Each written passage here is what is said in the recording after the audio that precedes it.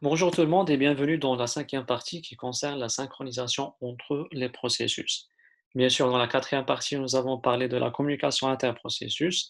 Nous avons dit qu'à chaque fois qu'on parle de la communication interprocessus, on doit parler de la synchronisation entre les processus, bien sûr. Dans la quatrième partie, on a vu les différents mécanismes de communication interprocessus, à savoir la mémoire partagée, l'échange de messages, les signaux et les tubes. Donc aujourd'hui, on va essayer de voir le problème de la synchronisation et en particulier le problème de la section critique, quelques logiciels ou bien quelques solutions logicielles et matérielles pour résoudre ce problème.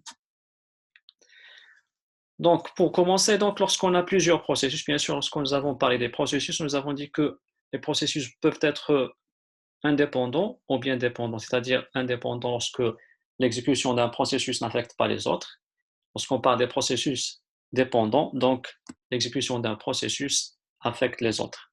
Lorsqu'on est dans le cas des processus dépendants, on peut parler des processus coopératifs ou bien des processus concurrents. Donc, lorsqu'on a plusieurs processus, on a un accès concurrent aux ressources. Qu'est-ce qu'on veut dire par une ressource? Une ressource désigne toute entité dont a besoin un processus pour s'exécuter. Cette ressource peut être matérielle, comme un processeur, les périphériques d'entrée-sortie ou bien autre, comme il peut être logiciel, comme étant les variables. Bien sûr, on a trois phases pour l'exploitation d'une ressource par un processus. D'abord, on commence par demander la ressource, ensuite utiliser la ressource et finalement libérer la ressource. Pour un exemple, je peux prendre l'exemple de l'unité centrale. Donc, nous avons vu que avant d'entrer dans l'unité centrale, le processus doit faire la file d'attente. Donc, c'est une façon de demander l'accès à l'unité centrale. Une fois l'unité centrale est libre, le processus va accéder, donc c'est l'utilisation de la ressource. Une fois il termine sa tranche de temps, il va la libérer pour un autre processus. Maintenant, on va parler d'une ressource qui est dite critique. Qu'est-ce qu'on veut dire par une ressource critique? Donc, une ressource critique est lorsque des accès concurrents à cette ressource peuvent mener à un état incohérent. Donc, lorsque on a plusieurs processus qui accèdent à cette ressource ou bien la partagent. Donc, si on change l'ordre d'accès à cette ressource par les différents processus, on aura des résultats incohérents. Essayons de voir maintenant un exemple de ressource critique, bien sûr. Donc, je considère ici une ressource logicielle, une variable partagée. Donc, il s'agit d'une variable simple, une variable entière qui s'appelle counter et dont le contenu est égal à 5. Et je considère deux programmes, le programme 0 et le programme 1. Comme vous voyez, donc les deux programmes utilisent la variable partagée qui est une ressource partagée entre les deux. Bien sûr, il s'agit d'une ressource logicielle et non pas matérielle. Dans le premier programme, on a un ensemble d'instructions jusqu'à ce qu'on arrive à cette instruction qui nous intéresse. C'est là où on va utiliser cette ressource partagée. Donc, il s'agit de faire une incrémentation de la valeur de cette variable. De même pour le deuxième programme, donc, nous avons un ensemble d'instructions jusqu'à ce qu'on arrive à cette instruction qui nous intéresse. Il s'agit d'une décrémentation du contenu de notre variable partagée. Bien sûr, on suppose qu'on est dans le cas du monoprocesseur, c'est-à-dire le programme 0 et le programme 1 sont exécutés simultanément en partageant un seul processeur. Bien sûr, en plus de ça, on va supposer qu'on est dans le cas de l'algorithme de RR, c'est-à-dire le tourniquet. Donc, le premier programme va prendre l'unité centrale pendant une tranche de temps. Ensuite, il va libérer l'unité centrale pour le deuxième programme et ainsi de suite. Donc maintenant, essayons de voir le problème d'incohérence des résultats selon l'exécution des deux programmes. Donc, on va nous poser la question, quelle sera la valeur de notre variable counter après l'exécution des deux programmes, c'est-à-dire le programme 0, ensuite le programme 1. Donc ici, on a deux cas de figure. Si on commence par le programme 0, on va dire que peut-être on aura une valeur. Ici, on commence par le programme 1, peut-être on aura une autre valeur. Donc, essayons de voir ce qui se passe si je commence par le programme 0. Donc, je commence par le programme 0, il y a un ensemble d'instructions qui vont être exécutées. Ce qui nous intéresse, c'est surtout cette instruction d'incrémentation. J'arrive à cette instruction, donc je prends ma variable counter, son contenu est égal à 5, je vais l'incrémenter, donc par la suite, son contenu va changer de 5 à 6, et je continue à exécuter le reste des instructions. Une fois que je termine le programme 0, donc j'ai le programme 1 qui va s'exécuter. Donc je commence par les instructions jusqu'à ce qu'on arrive à notre instruction qui nous intéresse. Donc il s'agit d'une décrémentation de notre variable counter. Donc il ne faut pas oublier qu'on a déjà changé le contenu de counter de 5 à 6 après cette incrémentation. Maintenant, on va décrémenter. Donc la valeur de 6 va être décrémentée par 1 et donc on aura un contenu qui vaut 5. Et bien sûr, je continue les autres instructions de notre programme. Donc une fois que j'ai commencé par le programme 0, suivi du programme 1, donc le contenu de cette variable est égal à 5. Donc on a commencé avec un contenu qui vaut 5, on a incrémenté, ça a donné 6, et puis on a décrémenté, ça a donné 5. Maintenant, essayons de voir, est-ce qu'on aura la même chose si on inverse l'ordre des programmes? C'est-à-dire, je vais commencer par le programme 1 et ensuite le programme 0. Donc je commence par le programme 1, toujours la variable, on démarre avec un contenu qui vaut 5. Je commence avec les instructions jusqu'à ce qu'on arrive à notre instruction qui nous intéresse, c'est la décrémentation. Donc, le contenu est de 5, je décrémente, donc ça va devenir 4. Et je continue le reste des instructions. Je passe maintenant au premier programme, ou bien le programme 0. Donc, je vais exécuter les instructions jusqu'à ce qu'on arrive à cette instruction-là. Donc, c'est une incrémentation du contenu de notre variable counter. Il ne faut pas oublier que la valeur est ne pas de 5 parce qu'on vient de décrémenter, donc on a ici, normalement, 4, et on va l'incrémenter et on aura 5. Donc on a vu que même si je commence par le programme 0 ou bien le programme 1, le résultat est toujours le même, c'est-à-dire la valeur 5. Mais ce qui est un peu étonnant, c'est qu'on peut même avoir la valeur 4 et la valeur 6 après l'exécution des deux programmes et non pas seulement la valeur 5. Comment ça se fait que je peux avoir ces deux valeurs alors qu'on a vu que si j'exécute le programme 0 et puis le programme 1, j'obtiens 5, et si j'inverse, j'obtiens aussi 5. Comment je peux avoir la valeur 4 et la valeur 6? Essayons de voir comment je peux les avoir. Je prends toujours mon exemple. Et donc là, je vais commencer par le programme 0. Donc on a un ensemble d'instructions. Ce qui m'intéresse, c'est surtout l'instruction d'incrémentation. Lorsque j'arrive à l'instruction d'incrémentation, on va copier le contenu de notre variable counter dans un registre R1. Ensuite, on va incrémenter le contenu du registre 1. Donc R1 reçoit R1 plus 1. On a incrémenté. Donc ce que j'ai dans R1, normalement, c'est 6. Et puis, je vais affecter le contenu de R1 à ma variable counter, c'est-à-dire counter va contenir la valeur 6 après incrémentation. Juste après cette instruction, on a le context switching. Donc ici, on va changer les processus. Donc le processus 0 va laisser la place au processus 1.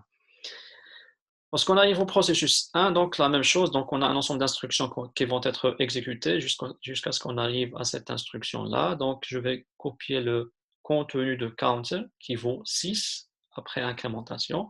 On va le copier dans le registre R2.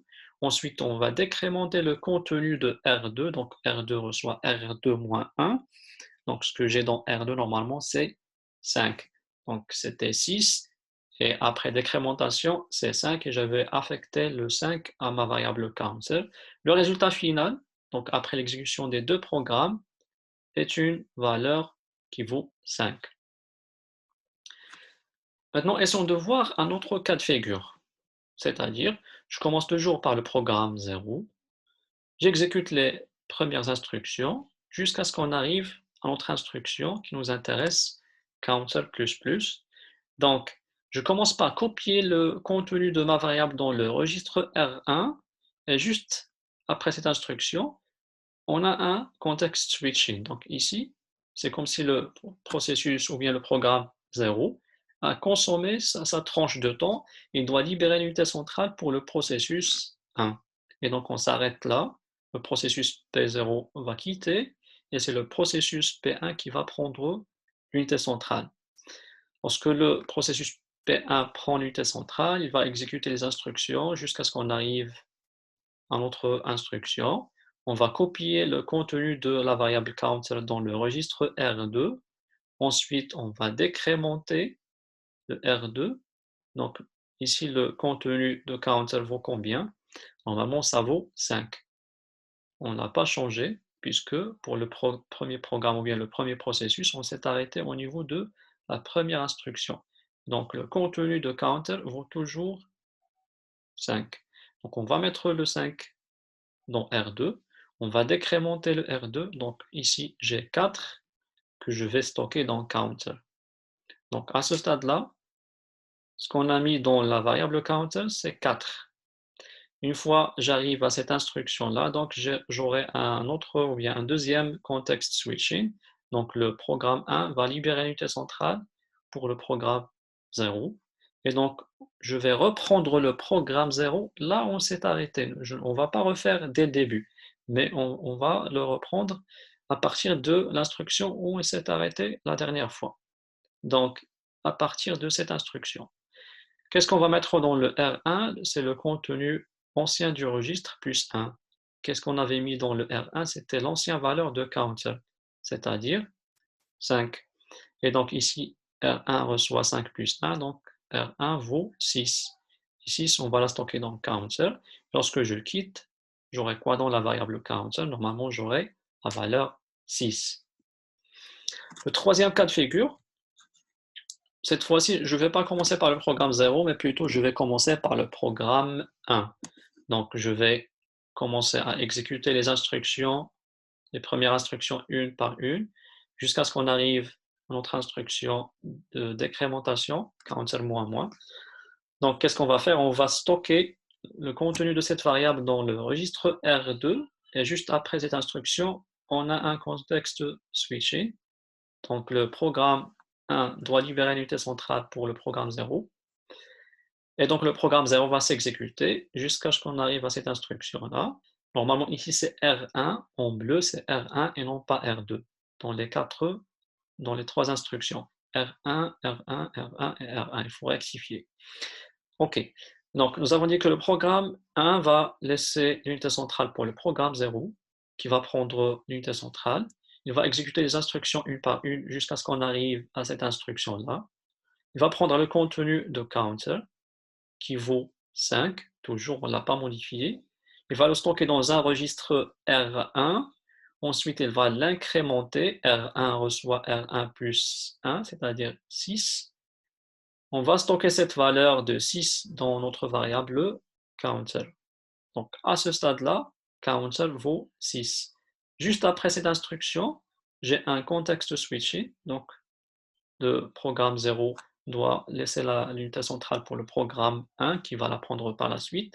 Une fois le P1 reprend l'unité centrale, on doit le reprendre à partir de l'instruction où on a quitté la dernière fois le programme 1, c'est-à-dire à partir de cette instruction.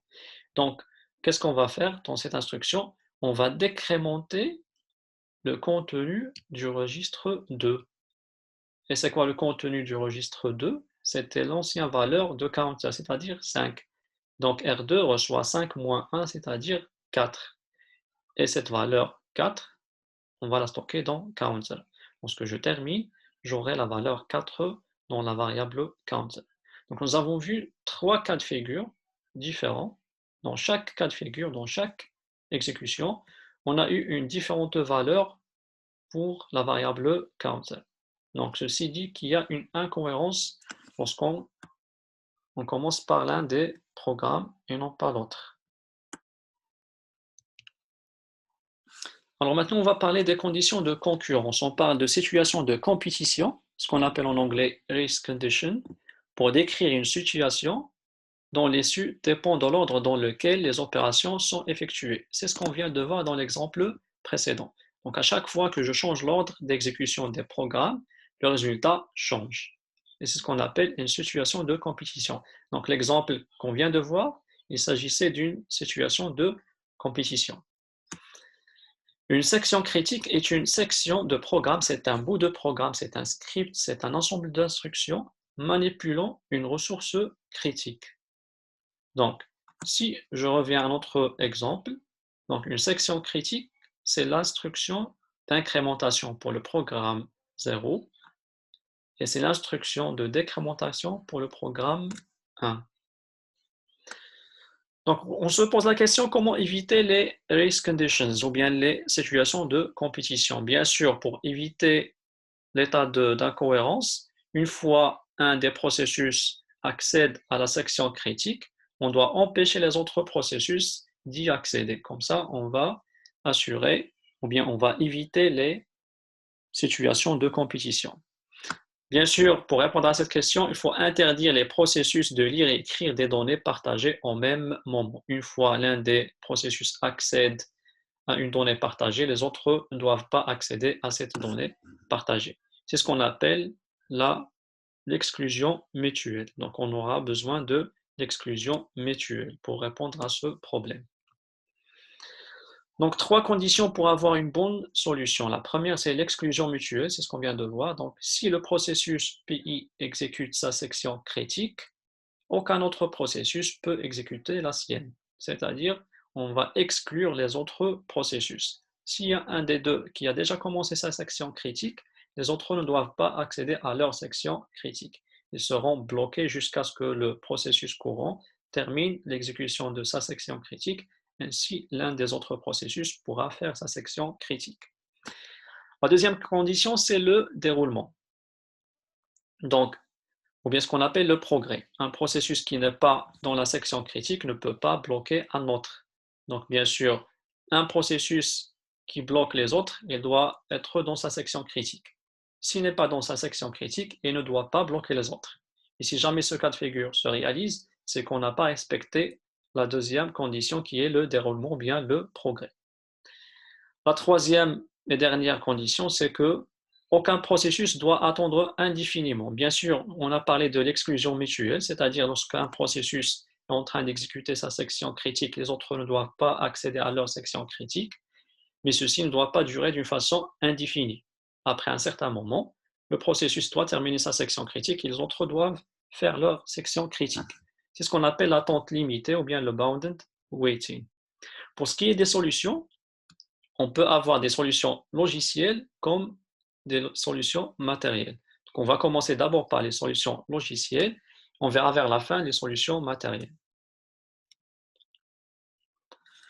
Donc, pour les solutions logicielles, on va voir ce qu'on appelle l'exclusion mutuelle avec attente active.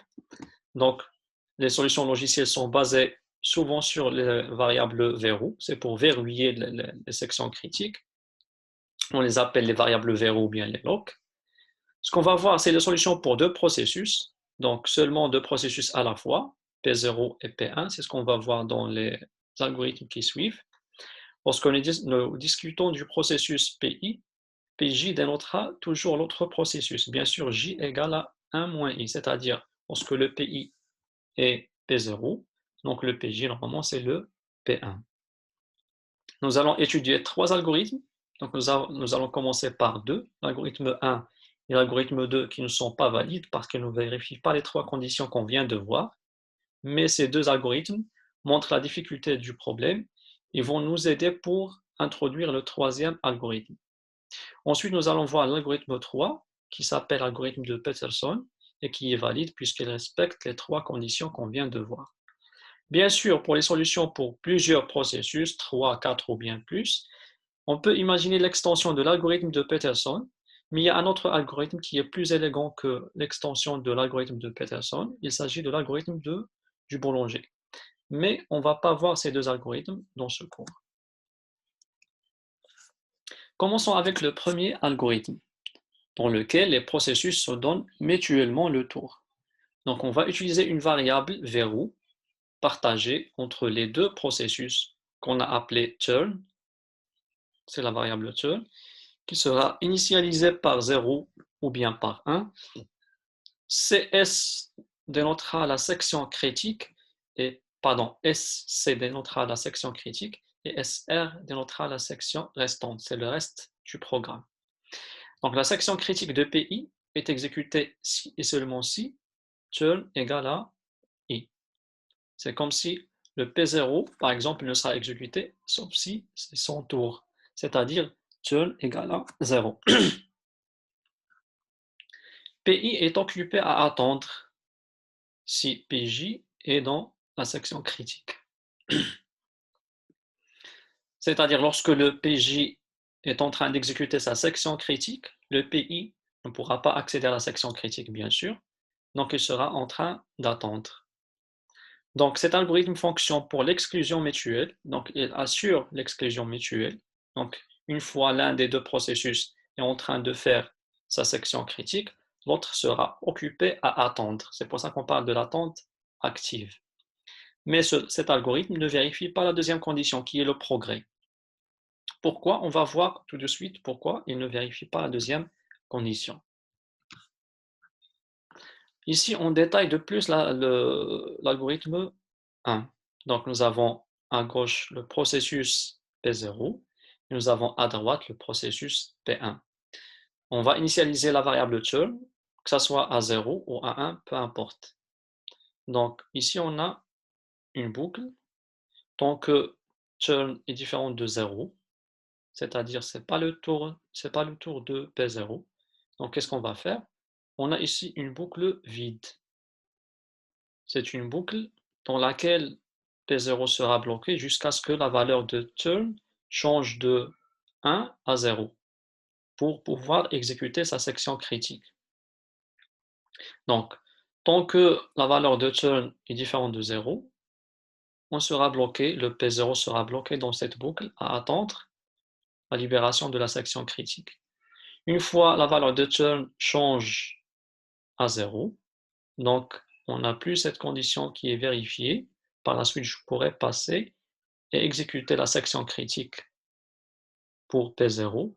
Une fois elle termine l'exécution de sa section critique, il pourra changer la valeur de turn à 1 pour donner la main à l'autre processus pour s'exécuter. Il pourra par la suite faire la section restante de ce programme. De même pour le processus P1. Donc, tant que turn est différent de 1, il ne pourra pas faire sa section critique. Qu'est-ce qu'il va faire? Il sera bloqué dans cette boucle vide. Il va boucler et boucler et boucler jusqu'à ce que la valeur de turn change à 1. Une fois la valeur de turn change à 1, il pourra entrer et exécuter sa section critique. Une fois il termine, il va mettre la valeur de turn à 0. C'est comme s'il donne la main à l'autre processus pour faire la section critique. C'est pour ça qu'on parle de processus qui se donnent mutuellement le tour. Une fois l'un des deux termine l'exécution de sa section critique, il change la variable verrou de 0 à 1 ou bien de 1 à 0 pour donner la main à l'autre processus. Nous avons dit que cet algorithme fonctionne pour l'exclusion mutuelle, et c'est vrai. Pourquoi? Parce qu'une fois, ici, je suis dans la section critique, c'est que la valeur de turn est égale à 0, et donc l'autre processus ne pourra pas faire la section critique. Donc je suis sûr que cet algorithme assure l'exclusion mutuelle, mais il n'assure pas le progrès ou bien le déroulement. Pourquoi? Essayons de voir la situation suivante. Donc, essayons d'imaginer la situation dans laquelle P0 possède une longue section restante et P1 possède une courte section restante. C'est-à-dire ce qu'il doit exécuter ici, de P0, va prendre beaucoup de temps par rapport à ce que P0 va prendre pour exécuter sa section restante. OK. Ensuite, on va imaginer que dans un premier temps, turn égale à 0, c'est-à-dire c'est le P0 qui commence. Donc turn égale à 0, on va tester, on trouve qu'on a l'égalité, donc il va entrer le P0, il va faire sa section critique. Ensuite, une fois il termine, il va changer la valeur de turn à 1. Une fois turn change de 0 à 1, automatiquement, le processus P1 pourra entrer et exécuter sa section critique. Lorsque le P1 sera en train d'exécuter sa section critique, bien sûr, le P0 sera en train de faire sa section restante. Le P1 exécutera sa section critique rapidement. Ensuite, il va donner la main à P0 en changeant le contenu de turn à 0. Il va le mettre à 0, comme ça, il donne la main à P0 pour faire la section critique. Et ensuite, il passera pour faire sa section restante. Étant donné que la section restante de P1 est courte par rapport à celle de P0, donc il va la terminer rapidement. Il aura besoin de faire encore une fois la section critique. Sauf qu'il ne pourra pas la faire. Pourquoi? Parce que le P0 est toujours en train d'exécuter sa section restante. Il n'a pas fait la section critique pour changer turn à 1. Donc turn, elle est toujours à 0. Donc la main est donnée à P0 pour faire sa section critique, alors qu'elle est toujours en train de faire sa section restante. Et le P1 veut faire sa section critique et elle est bloquée. Donc ici, on n'a pas la vérification du progrès. Pourquoi? Parce que P0, elle est en dehors de la section critique. Elle est toujours en train de faire sa section restante et pourtant il bloque le P1 qui veut entrer dans la section critique. Et donc ça, c'est la deuxième condition, la condition du progrès ou bien du déroulement qui n'a pas été vérifiée pour ce premier algorithme. Essayons maintenant de voir le deuxième algorithme, ou bien ce qu'on appelle l'excès de courtoisie. Donc, pour cet algorithme, on a essayé d'augmenter un peu les chances des deux processus et on a utilisé deux variables au lieu d'une. Donc, c'est pour ça qu'on a flag 0 pour le processus 0, P0, et flag 1 pour le processus P1. Donc, PI signale qu'il désire exécuter sa section critique, Comment il va le faire? C'est en mettant la case équivalente, on va lui affecter la valeur vraie. Okay. Donc, si P0 veut désirer exécuter ou bien désire exécuter sa section critique, on va affecter à flag 0 vrai. Si P1 désire exécuter sa section critique, on va affecter vrai à flag 2 de 1. Mais le fait de signaler qu'un processus désire exécuter sa section critique n'est pas suffisant. Donc, je veux exécuter ma section critique, mais je ne vais pas entrer directement. Je dois voir est-ce que l'autre n'est pas intéressé par la section critique. Donc, mais il n'entre pas si l'autre est aussi intéressé. Donc, l'exclusion mutuelle, elle est assurée ici, et toujours on n'a pas la condition du progrès. Donc, on va voir pourquoi on n'a pas la condition du progrès. Ici, on va détailler davantage l'algorithme 2. Donc, on a le processus P0, à droite le processus P1, donc tant que vrai, donc ça va s'exécuter d'une façon infinie. Le processus P0 désire exécuter sa section critique. C'est pour ça qu'on affecte vrai à flag de 0. Ensuite, avant d'exécuter la section critique, il doit voir est-ce que l'autre n'est pas intéressé par la section critique. While flag de 1 égale à vrai. Si flag de 1 égale à vrai, c'est que P1 est intéressé par la section critique. Et par la suite, le P0 ne pourra pas faire la section critique. Il va rester bloqué dans la boucle. Il va tourner et tourner jusqu'à ce que le processus P1 ne sera plus intéressé par la section critique. Lorsque flag de 1 changera de vrai à faux, par la suite, il pourra faire la section critique et changer son désir, affecter faux à flag de 0. De même pour le processus P1. Donc, il mentionne qu'il veut exécuter sa section critique en affectant vrai à flag de 1, mais il ne va pas accéder à la section critique tant que l'autre, c'est-à-dire le P0, désire aussi faire sa section critique. Donc, while flag de 0 est égal à vrai, on sera bloqué dans cette boucle. On va boucler, boucler, attendre jusqu'à ce que l'autre processus, c'est-à-dire le P0, n'est plus intéressé par la section critique. Et par la suite, je pourrais faire la section critique et je vais modifier mon désir, c'est-à-dire flag de 1, je vais lui affecter la valeur faux et faire la section restante et sortir. Si je considère la séquence suivante, c'est que P0 désire entrer dans la section critique et P1 désire entrer dans la section critique. Donc ici, je désire entrer, donc flag de 0 égale à vrai. L'autre aussi désire, donc je vais boucler ici, je resterai bloqué dans cette boucle, alors que l'autre aussi désire entrer.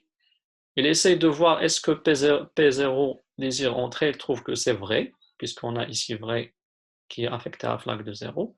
Il sera bloqué. Donc le P0 sera bloqué ici, en train d'attendre que le P1 change son désir, et le P1 sera bloqué ici, en train d'attendre que le P0 change son désir. C'est ce qu'on appelle l'interblocage. C'est pour ça que ce deuxième algorithme vérifie la première condition, qui est l'exclusion mutuelle, mais il ne vérifie pas la deuxième condition, qui est le progrès ou bien le déroulement.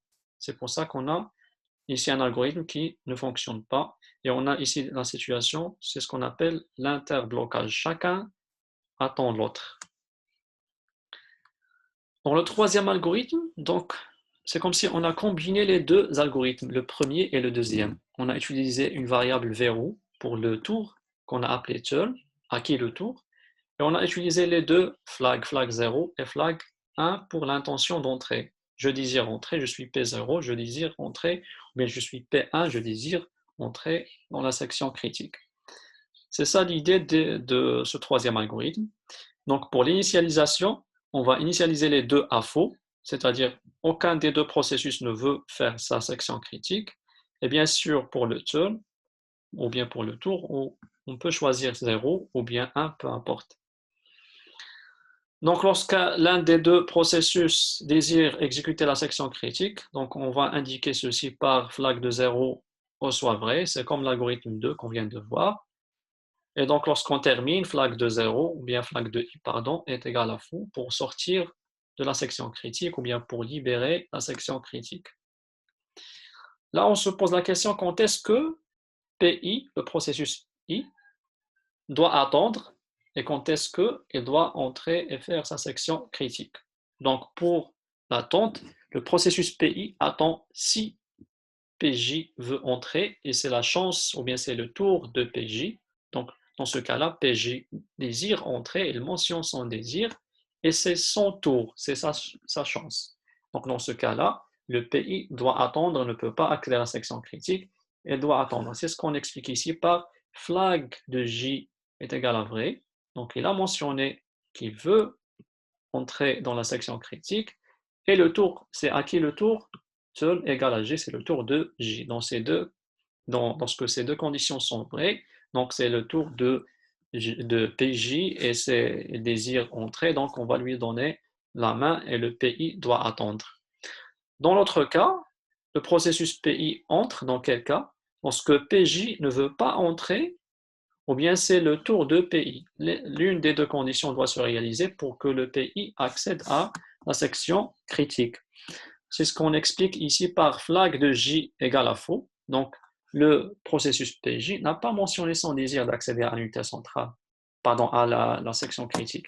Donc, pourquoi on va lui donner l'accès à la section critique? Il n'a pas mentionné son désir. C'est ce qu'on explique par, ou bien c'est ce qu'on traduit par flag de J égale à faux.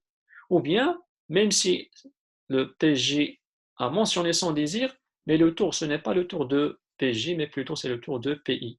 Donc, dans la première cas, ou bien dans la deuxième, c'est le PI qui va prendre la section critique et va l'exécuter avant le PJ. Donc, on voit clairement que pour entrer, un processus dépend de la bonne volonté de l'autre, qui lui donne la chance. On va voir pourquoi. Ici, on explique davantage l'algorithme. J'ai le processus P0 toujours à gauche, le processus P1 toujours à droite, et j'ai ici les variables. Donc, je commence pour le processus P0. Donc, il mentionne ici son désir d'entrer dans la section critique. Flag 0 reçoit vrai. Donc, je veux entrer et faire la section critique. Mais le processus P0, dans la variable turn, il donne la chance au processus P1. Donc, il affecte 1 à la variable turn. Donc, c'est comme si, même si lui veut accéder à l'unité centrale, à la section critique, mais il donne la chance à P1. Et donc, tant que flag de 1 égale à vrai, c'est-à-dire tant que le processus P1 désire faire la section critique et la valeur de turn égale à 1, le processus P0 ne doit pas accéder à la section critique. Il doit boucler en attente de la libération de la section critique. Donc, on est ici, on est au niveau de cette boucle, donc essayons de voir ce qui se passe au niveau du processus P1. Donc, nous avons dit qu'on a bien mentionné le désir de faire la section critique, mais on a donné la chance à l'autre processus. Une fois on est ici au niveau de la boucle, il faut voir ce que l'autre processus désire. Ok, on va voir. L'autre processus a mentionné aussi son désir de faire la section critique, mais il a donné la chance au processus P0. Donc, cette première condition, elle est vraie, Mais la deuxième, elle n'est plus vraie, même si le P0 a donné 1 à Turing, mais la valeur de Turing a changé au sein du processus P1 qui a mis Turing à 0. Donc la première condition est vraie, la deuxième condition n'est plus vraie. Et donc on ne va pas tourner, on ne va pas boucler dans cette tournée d'une façon pour attendre la libération de la section critique dans cette boucle, mais plutôt on va sortir et on va exécuter la section critique. Une fois on termine l'exécution de la section critique, on change le désir d'accéder à la section critique, bien sûr flag de 0, reçoit faux, et on passe pour faire la section restante. Une fois je change le désir, je change le contenu de flag de 0, de vrai à faux, qu'est-ce qui se passe au niveau du processus P1? Donc, on voit ici que flag de 0 est égal à vrai, ou bien turn qui vaut 1. Pour nous, turn est égal à 1. Donc, pardon, pour nous, turn est égal à 0. Mais la première condition, flag 0 égale à vrai, n'est pas vérifiée. Pourquoi? Parce que ici, une fois on a exécuté la section critique, on a changé le désir. Donc flag de 0 ne vaut plus vrai, mais plutôt faux. Donc cette condition, elle est vérifiée, mais celle-là n'est plus vérifiée. Par la suite, le processus P1 pourra faire la section critique, il change son désir et il va faire la section restante. Donc, ce troisième algorithme vérifie les trois conditions, à savoir l'exclusion mutuelle, le déroulement, et la troisième condition qui est le bounded waiting. Donc, on ne va pas attendre d'une façon indéfinie. Passons maintenant aux solutions matérielles. Bien sûr, pour les solutions matérielles, la plus simple solution, c'est la désactivation des interruptions. Donc, comme solution matérielle, on va désactiver les interruptions. Donc, ça consiste à permettre à un processus de désactiver les interruptions pendant qu'une variable partagée est modifiée, c'est-à-dire jusqu'à après avoir entré dans sa section critique. Avec la désactivation des interruptions, les interruptions de l'horloge ne sont pas possibles et donc un processus peut garder le contrôle de la CPU. Autrement dit, lorsque un processus utilisateur désactive les interruptions, même si l'algorithme de l'ordonnancement est un algorithme préemptif, il ne pourra pas interrompre ce processus. Donc, il sera tranquille dans sa section critique, il va l'exécuter sans problème, puisque les interruptions sont désactivées jusqu'à ce qu'elles terminent. Il pourra réactiver par la suite les interruptions de l'horloge. Mais cette solution n'est pas la bonne. Pourquoi? Donc, on dit que c'est une solution mauvaise, pas très intelligent de donner au processus utilisateur le pouvoir de désactiver les interruptions. Pourquoi? Parce que tout simplement, le processus pourra ne pas réactiver les interruptions et ainsi il va créer des problèmes. Le deuxième inconvénient, c'est que si le système est multiprocesseur, la désactivation des interruptions concerne seulement le processeur sur lequel s'exécute notre processus. Si on est dans le cas d'une machine avec plusieurs processeurs, donc le processus qui va désactiver les interruptions seront désactivées seulement pour le processeur qui exécute ce processus. Mais les autres processus qui sont exécutés sur d'autres processeurs ne seront pas bloqués. Les interruptions, ne seront pas désactivées. Par la suite, les processus pourront avoir accès à la section critique et créer des problèmes pour notre processus. Donc, pour résumer, le fait de désactiver les interruptions, ça apparaît une solution intelligente, facile et simple, mais ce n'est pas le cas parce qu'on a deux problèmes qu'on vient de citer. La deuxième solution matérielle, ce sont des instructions machines spécialisées.